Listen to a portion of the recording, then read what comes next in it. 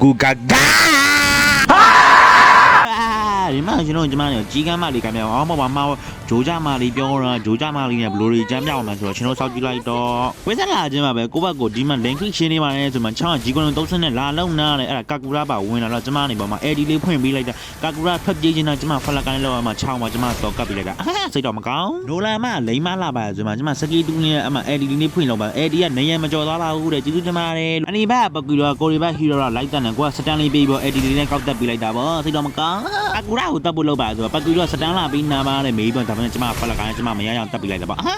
ကာကူရာမ2005နဲ့ဒီနကိုလာခောက်တာတော့တွေးမရှိလို့ပြန်มาဆိုမှပကွေတော့ဒီမှာလာပြီးထိုးသွားတာတဲ့ Oh my god အေးပဲအမဆမဖလာကိုင်းကျွန်မတက်ဖို့လောက်တာဆိုဒီမှာစကေးတူကလွဲသွားတယ်ကျွန်မ AD သုံးနေချိန်မှာ तू က AD နဲ့ထွက်ပြေးသွားတာအမဒီခြုံတော့မှတပုံးနေရတယ် Oh my god ဘယ်သူမှမမြင်ရအောင်ဆိုတော့လေကျွန်မကိုယ့်ဘက်ကို Legree A ဆိုရှင်တာကျွန်မဖလာကိုင်းနဲ့ဝင်တိုးသွားတာတဲ့ Oh my god ဘလို့ကြီးတော့သူ့ဘက် तू ဖလာကိုင်းနဲ့ပဲထိုးသူ့ဘက် तू ကြက်ရနဲ့ပဲထိုးဘယ်လိုပဲဖြစ်ဖြစ်နောက်ဆုံးမှာတော့ကိုရီရွှေချော်တင်လေးနဲ့ပဲအနိုင်ရရှိသွားဖြစ်ပါတယ်ပေါ့နော်